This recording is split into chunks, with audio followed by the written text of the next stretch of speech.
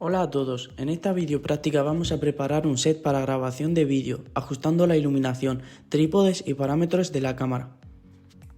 En primer lugar realizaremos el montaje de trípode, indicando las funciones de las diferentes partes. Podemos apreciar lo que se conoce como dolly, que permite el movimiento del trípode y viene con frenos fijadores. Luego tenemos el trípode en sí, compuesto por las varillas de las patas y por el cabezal.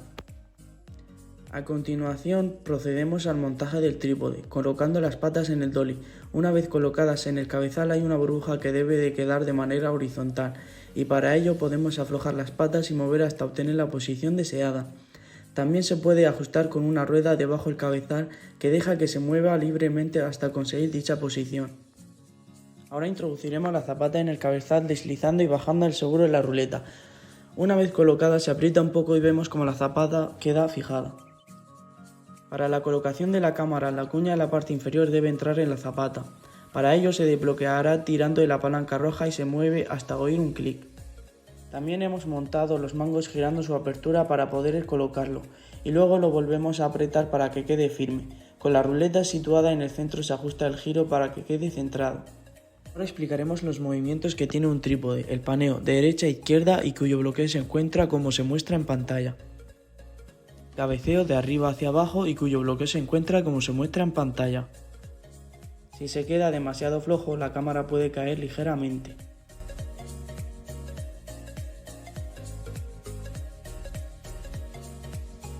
A continuación ajustaremos la iluminación usando una mesa de mezclas en el centro como referencia. Utilizaremos 4 luces: luz principal, luz de relleno, luz de contra y luz base. La luz principal se encuentra a la derecha y bastante cerca de la cámara y nos aportará gran iluminación a la estancia. Como es la luz más potente, esta genera sombras y se contrarresta utilizando la luz de relleno para obtener así una mejor iluminación general. La luz de contra hace que la mesa se distinga y separe del fondo, aportando profundidad. Por último, la luz base es la que se encuentra en el techo, aunque en este caso no es muy potente y no marca una gran diferencia. Ahora veremos qué pasa cuando faltan algunas de estas luces. Si falta la luz principal, se nota una falta de iluminación directa sobre la mesa. Si quitamos también la de relleno, el efecto se acentúa aún más. Cuando tenemos solo la principal se ven pequeñas sombras entre los potenciómetros y cuando encendemos la de contra se distingue mejor del fondo. Ahora vamos a configurar una cámara de vídeo de estudio y obtendremos la máxima calidad de imagen. Conectaremos la salida de vídeo de la cámara mediante conector HDMI a la entrada HDMI de la televisión de 28 pulgadas. La otra salida de la cámara la conectaremos a la entrada de la cámara de la CCU. Ambos conectores serán multicore.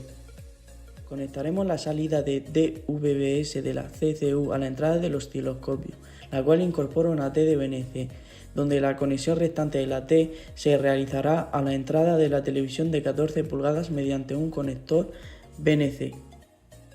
En primer lugar configuramos el filtro desde la cámara, el cual se encuentra dependiendo de la iluminación que la cámara perciba. Disponemos de 3 configuraciones. La primera es de 3200 Kelvin, aplica un filtro más cálido y de menor temperatura. La segunda de 5600 Kelvin, un octavo ND, aplica un filtro más frío y actúa como unas gafas de sol sobre la imagen. Y por último el de 5600 Kelvin, que es un filtro frío que se usa por ejemplo para grabar en la calle. En este caso utilizaremos este último filtro debido a que los focos utilizados para la iluminación de nuestra grabación son fríos, por lo que el filtro consecuente tendrá que ser configurado de la misma manera. Ahora configuramos la velocidad de obturación, shutter, desde la CCU. Dicha opción es la velocidad a la que se cierra el obturador de la cámara. Una velocidad de obturación rápida crea una exposición corta, mientras que una velocidad de obturación lenta le da al fotógrafo una exposición más larga. Conforme aumenta la velocidad de obturación, la cámara amplía la apertura para que se pueda apreciar la imagen, acortando así la profundidad de campo. Ahora, para el ajuste de blancos lo podemos hacer o bien desde la cámara, con el pulsador ubicado en la frontal de la misma bajo la óptica, o desde la CCU. Utilizaremos un folio blanco colocado en el plano de la imagen captada por la cámara con su respectiva iluminación ya configurada, y entonces se hará zoom sobre el folio y se activará la opción de balance de blanco. Cabe destacar que para el balance de negro no se necesitará dicho folio.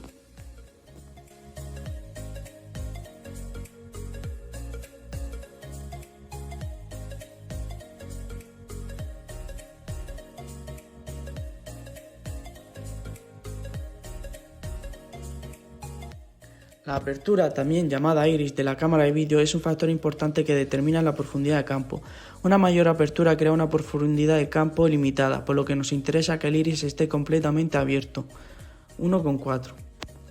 Para el ajuste del iris debemos irnos a la CCU. Ponemos el iris en manual y mediante la ruleta lo ajustamos hasta, mediante el uso de un osciloscopio, asegurarnos que la señal de vídeo obtenemos 1 voltio pico a pico, lo cual serían 5 cuadros teniendo en cuenta que tenemos 0,2 voltios por división seleccionados.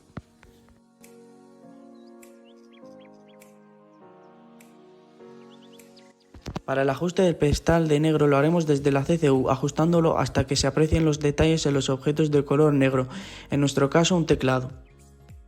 En el apartado avanzado ajustaremos el back focus, la función macro y la profundidad de campo de la cámara. Para el ajuste del back focus necesitaremos de una imagen patrón como referencia. Teniendo eso en cuenta configuraremos el iris en manual y lo abriremos al máximo.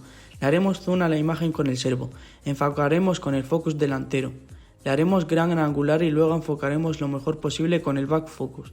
Así repetiremos dicho proceso hasta que veamos la imagen patrón enfocada y de manera nítida tanto alejada como con zoom en la cámara.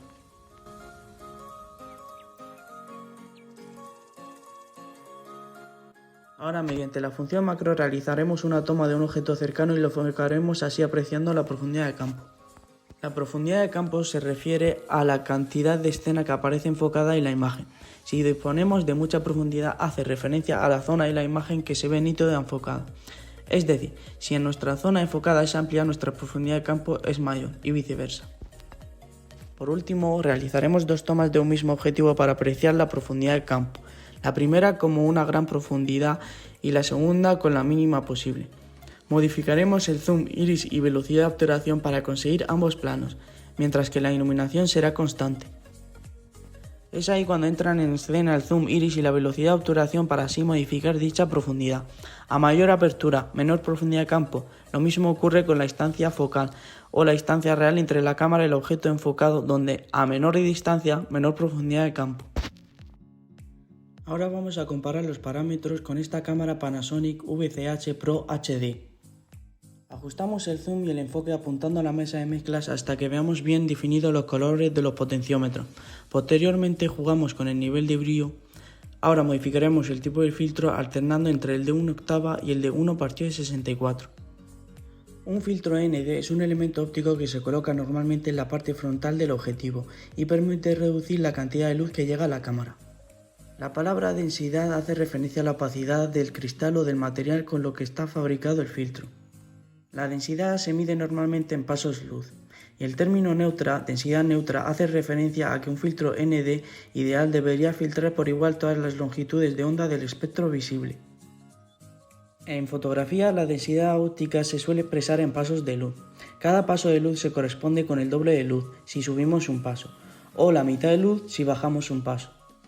Ahora accedemos al menú de la cámara y entramos en la función Recording Setup y modificamos la calidad a 1080 y 50 fps.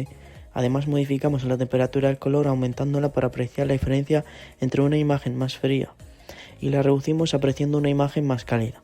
También modificamos la apertura del iris y el pedestal de negro.